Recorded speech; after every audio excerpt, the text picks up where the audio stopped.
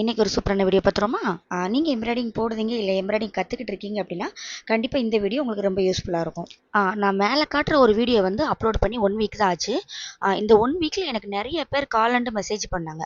அக்கா, இந்த வீடியோ வந்து எங்களுக்கு ரொம்ப யூஸ்ஃபுல்லாக இருந்துச்சு, ரொம்ப தேங்க்ஸ் அப்படிங்கிற மாதிரி சொல்லியிருந்தாங்க. ஸோ நீங்கள் எம்ப்ராய்டிங் கற்றுக்கிட்டு இருக்கீங்க அப்படின்னா மறக்காமல் அந்த வீடியோ போய் ஃபுல்லாக பாருங்கள். கண்டிப்பாக உங்களுக்கு யூஸ்ஃபுல்லாக இருக்கும். இந்த டாப்பிக்கில் நான் இது 2வது வீடியோ போடுறேன்.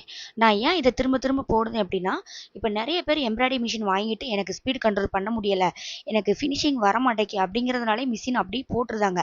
ஸோ அவங்களுக்கு வந்து இது யூஸ்ஃபுல்லாக இருக்கும்.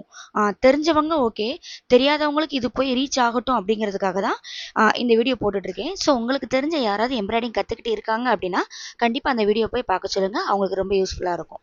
ஸோ இன்றைக்கி ஒரு சிஸ்டர் எனக்கு கமெண்ட் பண்ணியிருந்தாங்க. அந்த கமெண்ட் என்ன அப்படிங்கிறத போய் படிச்சிருவோமா?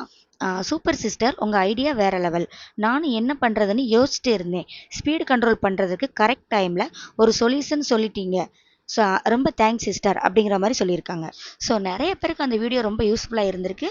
இப்போ நீங்களும் எம்ப்ராய்டிங் போட்டுட்டு இருக்கீங்க இல்லை எம்ப்ராய்டிங் கற்றுட்டு இருக்கீங்க அப்படின்னா கண்டிப்பாக அந்த வீடியோ போய் நீங்கள் பார்க்காம இருந்தீங்கன்னா போய் பாருங்கள், உங்களுக்கு அது ரொம்ப யூஸ்ஃபுல்லாக இருக்கும்.